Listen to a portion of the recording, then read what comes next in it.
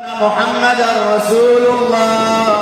أشهد أن محمد رسول الله أشهد أن عليا ولي الله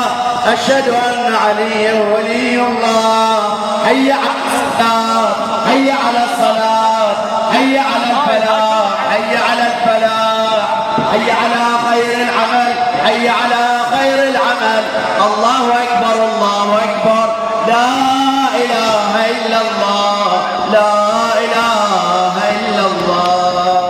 ولما فرغ الإمام من الصلاة فنظر إلى أبي ثمام الصيداوي قد صار جسده كالقنفذ من شدة السهام. ثم قال الإمام لأصحابه يا كرام هذه الجنة قد فتحت أبوابها واتصلت أنارها وأينعت ثمارها